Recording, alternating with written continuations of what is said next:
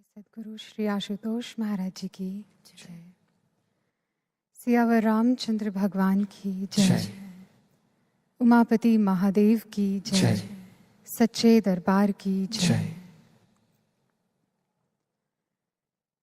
एक बार एक राजा अपने रथ पर सवार होकर राजमार्ग से जा रहा था। मार्ग में उसने एक नन्हे से बालक को, बहुत ही मासूम बालक को मिट्टी में खेलते हुए देखा। राजा रथ से उतरा, उस बालक के पास गया और उससे पूछा, पुत्र, तुम मिट्टी में क्यों खेल रहे हो? उस बालक ने बड़ा सहज उत्तर दिया, लेकिन बहुत प्रखर। उसने कहा, मिट्टी का पुतला हूं राजन, तो मिट्टी में ही तो खेलूंगा। इतने छोटे से बालक के मुख से ऐसी ओजस्वी बात को सुनकर राजा बड़ा स्तब्ध रह गया। उसके मन में विचार आया कि मैं निसंतान हूं और ये बालक बड़ा तेजस्वी है, क्यों ना मैं इसे अपने पुत्र के रूप में अपना लूं। ऐसा विचार करके उसने उस बच्चे से पूछा कि क्या तुम मेरे साथ मेरे महल में रहोगे? बालक ने कुछ देर विचार किया और फिर कहा कि ठीक है राजन, मैं आपके साथ आपके महल में चलने के लिए तैयार हूं, लेकिन मेरी 2 शर्तें हैं। अगर आप इन दोनों शर्तों को पूरा कर पाएंगे तो ही मैं आपके साथ आपके महल में रहूंगा। क्या है शर्तें? पहली शर्त है कि आप मुझे कभी भी अकेला छोड़कर नहीं जाएंगे, आप हर वक्त मेरे साथ रहेंगे। और मेरी दूसरी शर्त है कि जब भी मैं सो जाऊं, मैं विश्राम करूं, आप जागेंगे, जागकर मेरी रक्षा करेंगे। राजा बड़ा हैरान हुआ, ये कैसे संभव है? मुझे तो राज कार्य को संपन्न करने के लिए बहुत दूर दूर यात्राएं करनी होती हैं। मैं कभी कहीं होता हूं, मैं हर वक्त तुम्हारे साथ नहीं रह सकता। और दूसरा, अगर तुम सोओगे और मैं जागूंगा तो मैं विश्राम कब करूंगा? ऐसे तो मैं अपने कार्य ही संपन्न नहीं कर पाऊंगा। इसलिए ये दोनों ही शर्तें पूरी करने में मैं अक्षम हूं। बालक मुस्कुरा दिया। उसने कहा, फिर रहने दीजिए राजन, क्योंकि मेरा भगवान मेरी ये दोनों शर्तें पूरी करता है। वो हर वक्त मेरे साथ भी रहता है, मुझे कभी किसी स्थिति में अकेला छोड़कर नहीं जाता, और जब मैं सो जाता हूं तो वो मेरे लिए जागता भी है। गुरु भक्तों, आप अपने किसी संबंधी, किसी साथी को सोच सकते हैं जो इस रोल में फिट होता हो, जो ये दोनों ही शर्तें पूरी करने में सक्षम हो? नहीं ना। हम जानते हैं man is a social being, मनुष्य एक सामाजिक प्राणी है। हमें अपनी आवश्यकताओं की पूर्ति के लिए किसी ना किसी सहयोग की आवश्यकता होती है, किसी ना किसी साथ की आवश्यकता होती ही है।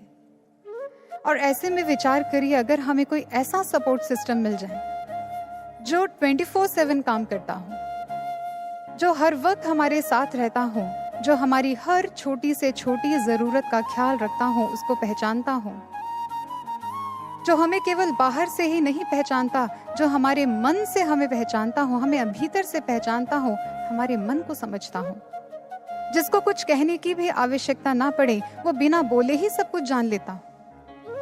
सोचिए, ऐसा सपोर्ट सिस्टम मिले तो क्या हो। और हम बहुत बहुत सौभाग्यशाली हैं, क्योंकि हमें ऐसा ही सपोर्ट सिस्टम मिला है, हमें ऐसे गुरु का साथ मिला है, हमें ऐसे साथी, ऐसे रहवर मिले हैं जो ये दोनों शर्तें पूरी करते हैं, जो हर वक्त हमारे साथ रहते हैं, किसी स्थिति में कभी हमें अकेला नहीं छोड़ते, जो हमें बाहर से नहीं, हमारे मन में उठने वाले हर भाव को हमारे जानने से पहले जान लेते हैं, हमारे मन को समझते हैं, हमारी हर छोटी से छोटी जरूरत का ख्याल रखते हैं, उसको पूर्ण करने के लिए उद्यत हो जाते हैं, हमारी हर समस्या में समाधान बनकर हमारे साथ खड़े होते हैं। इसलिए तो जब भी हम दुख से घिरते हैं, अवसाद आकर हमें घेरता है, हम महाराज जी का दामन थाम लेते हैं, हम महाराज जी की शरण में जाते हैं, क्योंकि महाराज जी का सानिध्य एक टेस्ट बेरी फ्रूट की तरह है। टेस्ट बेरी एक अफ्रीकन फ्रूट है जिसकी एक खासियत है, इस फ्रूट को खाने के बाद आप जो कुछ भी खाएंगे या पिएंगे, खट्टा, कड़वा, फीका, कैसा भी, वो आपको मीठा ही स्वाद देगा। इसकी इसी मैजिकल प्रॉपर्टी की वजह से इसको टेस्ट बेरी या मैजिकल फ्रूट भी कहते हैं। हम जब भी दुखी होते हैं, जब भी बोझिल मन के साथ, जब भी अपने जीवन के खट्टे कड़वे अनुभवों से संतप्त होकर महाराज जी की शरण में जाते हैं, आनंद से भर जाते हैं। महाराज जी ऐसा उत्साह हमारे भीतर भरते हैं, ऐसे नवीन ऊर्जा का संचार हमारे जीवन में कर देते हैं कि दुख दुख नहीं रहता, तकलीफ तकलीफ नहीं रहती। ऐसी मिठास महाराज जी हमारे जीवन में भर देते हैं। सोचिए गुरु भक्तों, जिसको ऐसा साथ मिला हो, जिसको ऐसे रहवर मिले हों, उसे जीवन में कुछ और क्या ही चाहिए होगा। हाँ, ऐसे साथ के छूट जाने का डर जरूर होगा। कहीं कुछ ऐसा ना हो जाए कि ये साथी हमसे दूर हो जाए, कहीं हम इसका साथ ना खो बैठे। वैसे तो रिसर्चेस, स्टडीज ये कहती हैं कि एक इंसान के भीतर किसी भी प्रकार का डर उसको भीतर से खोखला बना देता है, उसे कमजोर बना देता है। और आज तो इंसान इतने सारे फियर्स और फोबियाज का शिकार हो चुका है। हाइड्रोफोबिया, एक्रोफोबिया, ऑटोफोबिया, इंसेक्टोफोबिया, न जाने कितने कितने। किसी को हाइट से डर है, किसी को अकेलेपन से भय है, किसी को पानी से, किसी को किसी से, किसी को किसी से। और स्टडीज कहती हैं कि किसी भी प्रकार का भय इंसान की प्रगति को रोक देता है, ये उसके लिए हानिकर है, इसलिए इसकी रेमेडीज ढूंढी जाती हैं, ट्रीटमेंट्स लिए जाते हैं। फिर एक साधक के मन में ये डर कैसा? एक बार किसी ने गुरु महाराज जी से प्रश्न किया। उन्होंने कहा कि महाराज जी, भक्ति तो निडर बनाती है ना? फिर एक साधक के मन में भक्ति मार्ग के छूट जाने का भय, क्या ये उचित है? क्या ये साधक को कमजोर नहीं बना देगा? महाराज जी ने क्या कहा? महाराज जी ने कहा, जब एक साधक के मन में भक्ति मार्ग से छूट जाने का भय रहता है, तो ये भय उसे गुरु के चिंतन से जोड़ता है, ये भय उसे प्रार्थनाओं से जोड़ देता है। ये डर ही है जो उसे हर गलत विचार से रोकता है, हर गलत कार्य को करने से रोक लेता है। इसलिए यह भय सार्थक है, उसे भक्ति मार्ग पर दृढ़ करता है। महाराज जी ने इसको और समझाने के लिए प्रश्न किया। महाराज जी ने पूछा कि अच्छा बताओ, पांडवों और कौरवों में कौरवों का विनाश क्यों हो गया? जबकि संख्या में तो कौरव अधिक थे, सारे बलशाली राजा और अनगिनत सेना भी उन्हीं के पक्ष में थी। संसाधनों की दृष्टि से भी कौरव ही अधिक संपन्न थे, फिर भी उनका पतन हो गया। जब सामने से कोई उत्तर प्राप्त नहीं हुआ तो गुरु महाराज जी ने स्वयं ही इस रहस्य का उद्घाटन किया। महाराज जी ने कहा, क्योंकि कौरवों को भय नहीं था, पांडवों को था। कैसा भय? हम कहते हैं we are God fearing people, हम भगवान से डरने वाले लोग हैं। इसका अर्थ ये नहीं है कि भगवान हमारा कुछ अहित कर देंगे इसलिए हम भगवान से डरते हैं। नहीं, वो ऐसा कुछ नहीं करते। सच तो ये है कि we are not God fearing but we are God loving people.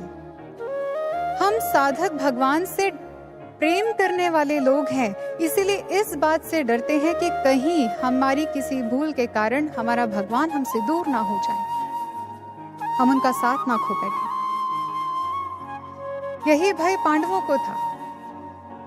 Pandav इस बात से डरते थे, धर्मराज युधिष्ठिर और उनके अन्य 4 भाई कहीं धर्म से च्युत ना हो जाएं, कहीं उनसे भूलवश कोई ऐसा कार्य ना हो जाए कि वो धर्म के पथ का त्याग कर बैठे, धर्म उनसे छूट जाए। और उनके धर्म के इसी प्रेम ने, इसी भय ने उन्हें सदा भगवान से जोड़ के रखा, कृष्ण से जोड़ के रखा, क्योंकि वो जानते थे जहां कृष्ण है वहीं धर्म है और जहां धर्म है वहीं कृष्ण है।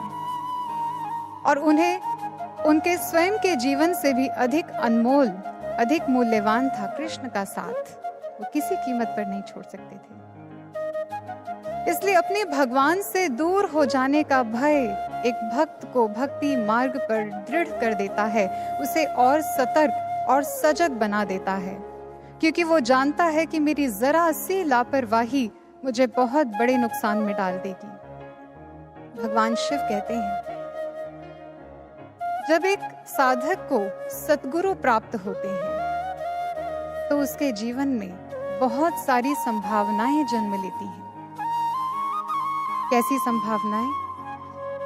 उस मानव के दिव्य होने की संभावना, उस शिष्य के भीतर दिव्य क्षमताओं के जागरण की संभावना। लेकिन अगर भूलवश, किसी कारणवश, नासमझी में वो ऐसे गुरु को छोड़ देता है तो ये सारी संभावनाएं ही नष्ट हो जाती हैं। गुरु त्यागाद मृत्यु, मंत्र त्यागाद दरिद्रता, गुरु मंत्र परित्यागी रौरवम नरकम व्रजे।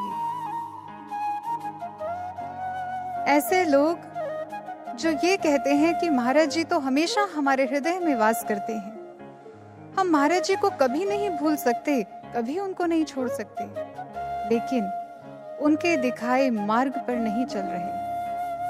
सेवा, साधना, सत्संग, इसकी कोई अहमियत नहीं है उनके जीवन में, इनका अभ्यास नहीं कर रहे, तो ये गुरु मंत्र छोड़ने जैसा ही है।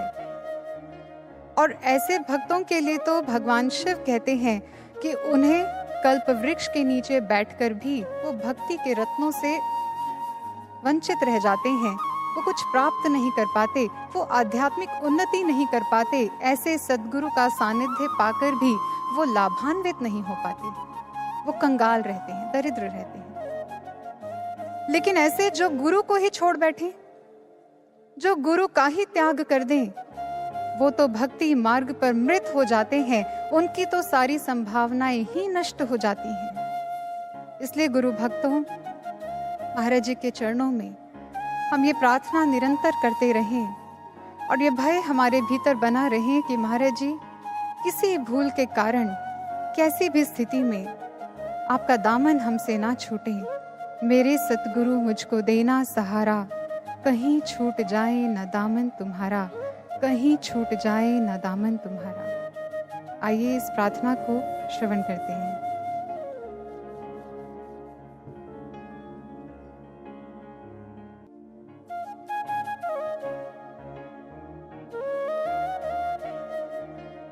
मेरे सतगुरु मुझको देना सहारा, मेरे सतगुरु मुझको देना सहारा, कहीं छूट जाए ना दामन तुम्हारा, कहीं छूट जाए ना दामन तुम्हारा।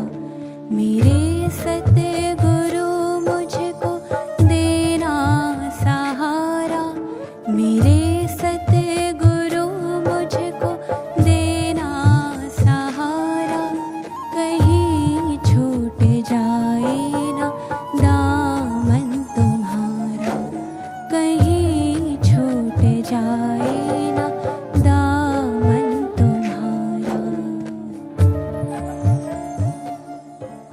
तेरे प्रेम से ये छुड़ाती है दुनिया, तेरे प्रेम से ये छुड़ाती है दुनिया, इशारों से मुझको बुलाती है दुनिया, इशारों से मुझको बुलाती है दुनिया।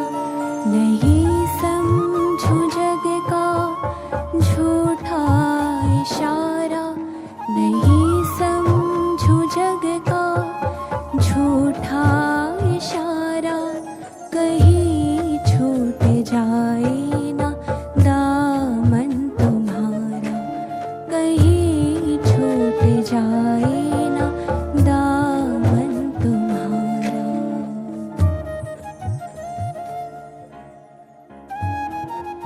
तेरे प्रेम से ये छुड़ाती है दुनिया, इशारों से मुझको बुलाती है दुनिया। महाराज जी, हम तो आपके मार्ग पर चलना चाहते हैं, हम तो आपसे प्रेम करना चाहते हैं, लेकिन ये दुनिया हमें छुड़ा देती है, ये दुनिया हमें मार्ग से भटका देती है। क्या यही सच है? क्या इसमें दोष दुनिया का है?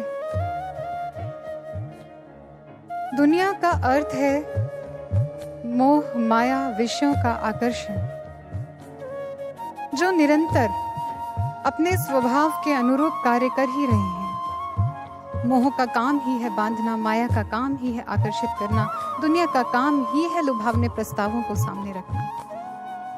वो निरंतर अपनी ओर खींच रहे हैं हमें, लेकिन ये साधक पर निर्भर करता है कि वो ऐसी स्थिति में क्या करता है।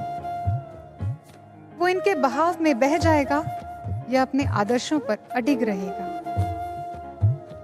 किसी ने कहा है, it is a choice, no matter how alluring or boring, how constraining or powerful our situation is, we can always choose how we respond. हमारी स्थिति परिस्थिति कितनी ही सख्त क्यों ना हो हमारे लिए, कोई कितना ही फोर्सफुली हमें अपनी ओर खींचने की कोशिश क्यों ना करे, कोई जबरन कितना ही हमें अपने अनुसार कार्य कराने का, अपने अनुसार चलाने का प्रयास क्यों ना करें, ये पूरी तरह से हमारी चॉइस है, हमारे ऊपर निर्भर करता है कि ऐसी स्थिति में हम क्या डिसीजन लेते हैं, इस स्थिति को हम कैसे रिस्पॉन्ड करते हैं, हम कैसे डील करते हैं। एक बार एक आर्टिस्ट के साथ क्या हुआ, उसने एक पेंटिंग बनाई सांप की, बहुत ही अद्भुत, बहुत ही आकर्षक, इतनी रियल, इतनी लाइफ लाइक थी वो पेंटिंग कि दूर दूर तक उसकी ख्याति फैल गई। जो भी उस पेंटिंग को देखता, लोगों ने ये भी कहना शुरू कर दिया कि we can hear it's his, हमें इस सांप की फुफकार तक सुनाई देती है, इतनी रियल थी। जब इतनी प्रशंसा मिली उस आर्टिस्ट को, उससे रहा नहीं गया, उसने अपना ब्रश उठाया और उस पेंटिंग पे कुछ टचअप्स देने की सोची। टचअप्स देते हुए इस बार उसने सांप की आंखें ग्लोइंग बना दी, फिक्स पे काम किया, इधर उधर कुछ और टचअप्स दिए और वो पेंटिंग एक अलग ही लेवल पे पहुंच गई, बहुत ही आकर्षक हो गई। अब तो उसकी प्रशंसा और फैली और इतनी प्रशंसा पाने के बाद और प्रशंसा पाने के लोभ में वो अपने आप को रोक नहीं पाया, वो अपने ब्रश को रोक नहीं पाया। इस बार फिर उसने टचअप्स दिए और इस बार उसने सांप के पैर बना दिए। वो ये तक भूल गया कि सांप के तो पैर ही नहीं होते हैं और उसी दिन से उसकी ये पेंटिंग जो आज तक प्रशंसा का पात्र थी, वो हंसी का पात्र बन गई। और ये expression painting feet on a snake एक चाइनीज एफोरिज्म को रिफर करने लगी, जिसका अर्थ होता है वो भी कर देना जिसकी आवश्यकता नहीं है। समझिए इस आर्टिस्ट के साथ क्या हुआ। दुनिया ने इशारे किए, प्रशंसा के बाण छोड़े और वो फंस गया, वो बह गया उनके साथ। वो चाहता तो अपने आप को संभाल सकता था, रोक सकता था, लेकिन इस आकर्षण में वो ऐसा फंसा कि उसने वो कर दिया जो उसे नहीं करना था। लेकिन एक साधक को ऐसा नहीं करना चाहिए, साधक के साथ ऐसा नहीं होना चाहिए, क्योंकि यही परिस्थितियां तो उसके सामने भी बनती हैं। कभी प्रशंसा आएगी, कभी लोभ खींचेगा, कभी मोह बांधने की कोशिश करेगा, कभी वासनाएं, कभी लोभ सताएगा। लेकिन ऐसे में ये हम पे निर्भर करता है कि हम किसको कितना अहमियत देते हैं, हम किसको कितनी अटेंशन देते हैं। ये सब कुछ मन का खेल है। It all begins and ends in your mind. What you give power to has power over you. हम जिसको जितनी अटेंशन देंगे वही तो हर बार हमारी अटेंशन ग्रैब करेगा। हम जिसको अधिकार देंगे वही तो रूल करेगा हमारे ऊपर। हम जिसको महत्व देंगे वही हावी होगा। अब ये हमें सोचना है कि हम किसको अपने मन में स्थान देते हैं, संसार से मिले विकारों को या गुरु दरबार से मिले भक्ति के संस्कारों को। हमारी चॉइस है। हम किस भाव को पोषित कर रहे हैं, हम किसको महत्व दे रहे हैं, हमारे जीवन की दिशा वही हो जाएगी और दशा भी उसी पर निर्भर करेगी। चेरोकी इंडियंस में एक गाथा बहुत प्रचलित है। एक बार एक वृद्ध चेरोकी अपनी ट्राइब के एक बालक को दो भेड़ियों के बीच में चलने वाले संघर्ष के विषय में बता रहे थे। उन्होंने कहा, जानते हो, हम सब के भीतर दो भेड़िए हैं जो निरंतर संग्राम में रहते हैं, निरंतर युद्ध कर रहे हैं। एक और अच्छाई है तो एक और बुराई है। एक और घृणा, ईर्ष्या, वासना जैसे दुर्विचार हैं, दुर्भावनाएं हैं, और दूसरी ओर शांति, प्रेम, उत्साह जैसे सद्विचार हैं। और ये संग्राम इन दो भेड़ियों के भीतर दिन रात चलता रहता है, सबके मन में और तुम्हारे भीतर भी। उस बालक ने कुछ देर चिंतन किया इस बात पर और फिर पूछा कि इन दोनों में से जीत किसकी होती है? उत्तर मिला, द वन यू फीड, जिसको तुम पोषित करते हो। अब हम आत्म अवलोकन करें। हमारे मन में कौन सा भाव है जो पोषित हो रहा है, या हम किस विचार को पोषित करते हैं? कहीं वो कोई ऐसा विचार तो नहीं, संशय, ईर्ष्या, लोभ, वासना जैसा कोई दुर्भाव तो नहीं जो गुरु के प्रेम से हमें छुड़ा दे, जो गुरु दरबार से हमें दूर कर दे? अगर है तो सजग हो जाएं, उसी समय उस विचार को पोषित करना बंद कर दें, क्योंकि हम नहीं जानते कि ये नन्हा सा विचार जो उसने हमारे मन में जन्म लिया है वो हमें कहां तक लेकर जाएगा। हम प्रार्थनाएं तो बहुत करते हैं कि महाराज जी कहीं हम आपके प्रेम से छूट ना जाएं, हम आपके दरबार से दूर ना हो जाएं। लेकिन अगर उस कारण को निर्मूल करने का प्रयास ना करें जिस कारण से ये हो सकता है, ये संभावना बन सकती है, तो क्या होगा? महाराज जी ने एक बार समझाया कि जब आपको ये पता चल जाए कि आपकी गलती क्या है, तो उसके बाद केवल प्रार्थनाओं से काम नहीं बनेगा। आपको पुरुषार्थ की आवश्यकता है। आपको उस कारण को निर्मूल करने के लिए उद्यम करना पड़ेगा, पुरुषार्थ करना पड़ेगा। हम एक और प्रार्थनाएं करें कि महाराज जी कहीं ऐसा ना हो जाए, और दूसरी ओर हम वही गलती हर बार दोहराते चले जाएं, तो सुधार कैसे होगा? इसलिए केवल ये जान लेना पर्याप्त नहीं है कि कौन सा विकार हमारे ऊपर हावी हो रहा है या हमारे मन में कौन सा दुर्भाव पोषित हो रहा है। हमें उसको निर्मूल करने के लिए उद्यम करना होगा, हमें उसके लिए प्रयासरत रहना होगा, वो उपाय ढूंढना होगा जिस उपाय से हम इन सभी आकर्षणों से अपने आप को सुरक्षित रख सकते हैं, अपने आप को माया के आकर्षण से बचा सकते हैं। बुद्धिज्म में साधक की स्पिरिचुअल जर्नी को, आध्यात्मिक यात्रा को एक सिंबल से रिप्रेजेंट किया गया है। इस सिंबल का नाम है ऊनालोम। यह सिंबल एक सिंगल लाइन से बनता है जो नीचे से शुरू होकर ऊपर की ओर जाती है, और इसमें जो नीचे का भाग है, इसका शुरू का भाग जो है, उसमें बहुत सारे स्पाइरल्स हैं। फिर वही लाइन इन स्पाइरल्स को बनाते बनाते जब ऊपर की ओर जाती है तो सीधी हो जाती है, एक स्ट्रेट लाइन बना देती है, और ऊपर सबसे टॉप पर एक कमल है, एक फूल है, लोटस। ये सिंबल क्या रिप्रेजेंट करता है, क्या समझा रहा है? इसमें जो सबसे नीचे का भाग है, स्पाइरल्स, ये साधक के जीवन में आने वाली बाधाओं को, गुरु के आदर्शों और माया के आकर्षणों के बीच में जो टग ऑफ वॉर चलती है, जो खींचातानी चलती है, जो द्वंद्व चलता है, ये उन झंझावातों को दिखा रहा है, उसको दर्शाता है। लेकिन फिर साधक दृढ़ होकर जब चलता है तो एक स्ट्रेट पाथ यानी ऊपर की ओर उठता है, उसका मन स्थिर हो जाता है। ये स्ट्रेट पाथ, ये स्ट्रेट लाइन जो है वो उसके मन की स्थिरता का प्रतीक है, उसकी आध्यात्मिक उन्नति का प्रतीक है, जो ऊपर जाकर सहस्त्रदल कमल से कनेक्ट हो जाता है, ब्रह्मरंध्र से कनेक्ट हो जाता है। अब इसमें समझने की बात क्या है, देखिए। ये सिंबल, ये उनालोम, ये केवल स्पाइरल्स पे खत्म नहीं हो गया।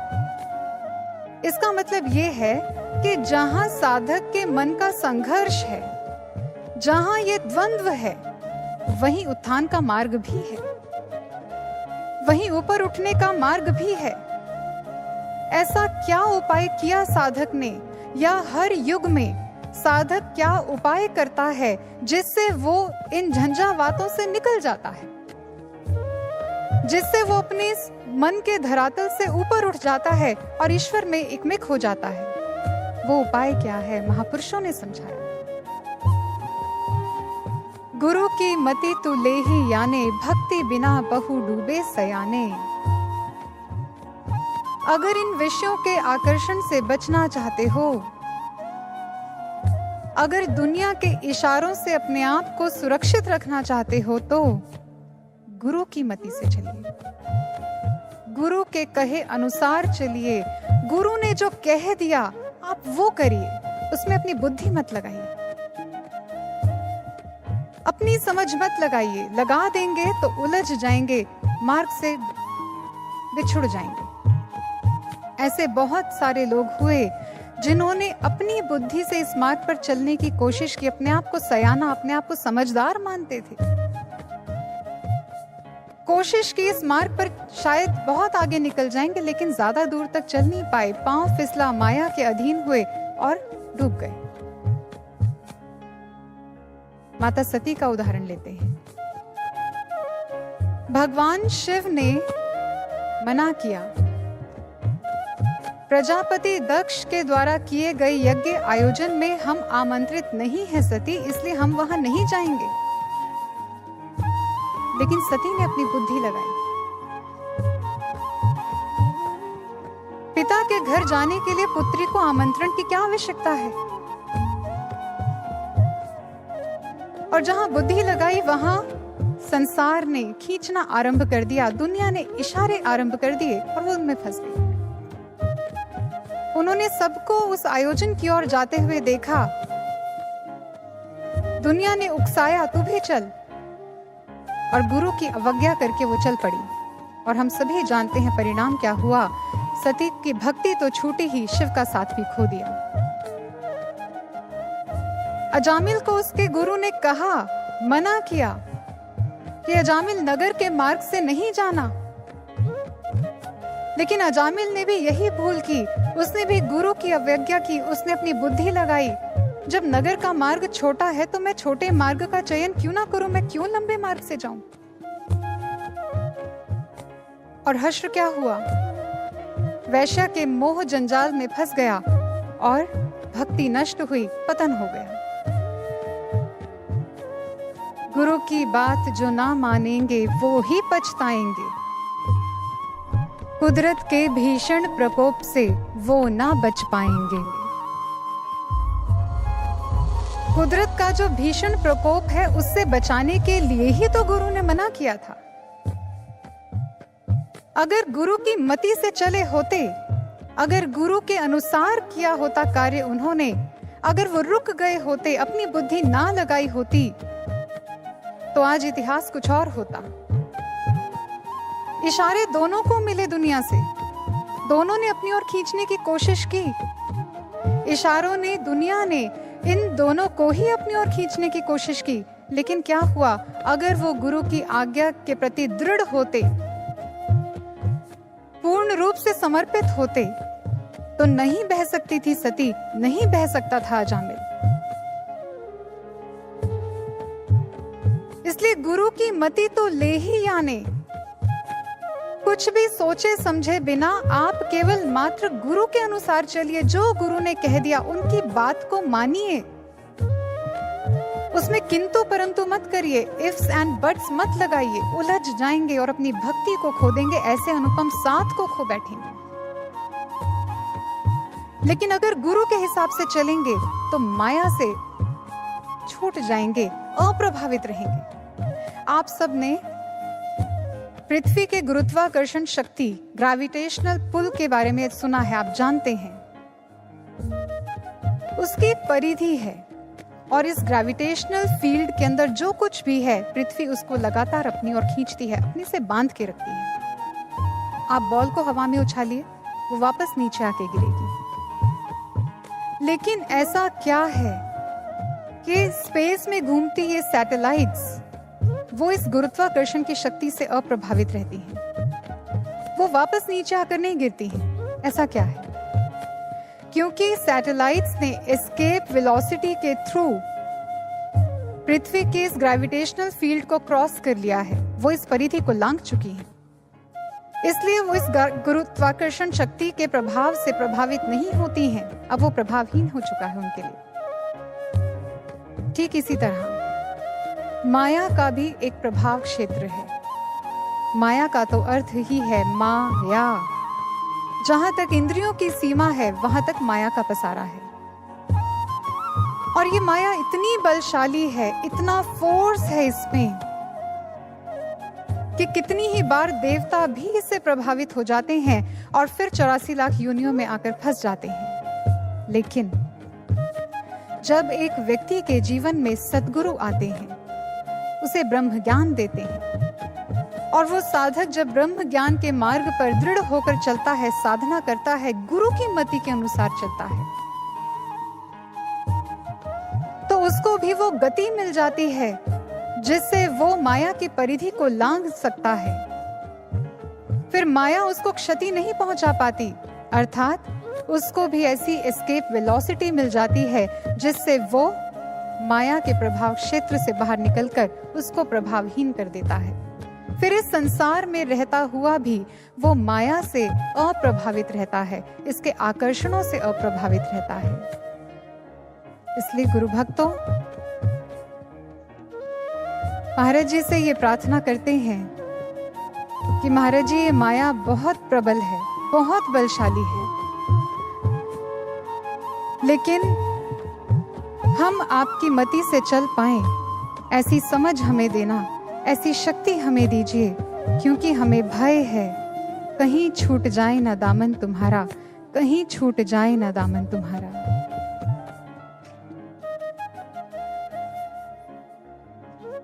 बराबर न तेरे कहीं और दूजा, बराबर न तेरे कहीं और दूजा, तुम ही देव मेरे करो जिसे की पूजा, तुम ही देव मेरे करो जिसे की पूजा, तुम ही पर है सर्वस्व हमने ये वारा, तुम ही पर है सर्वस्व हमने ये वारा, कहीं छूट जाए ना दामन तुम्हारा, कहीं छूट जाए ना दामन तुम्हारा।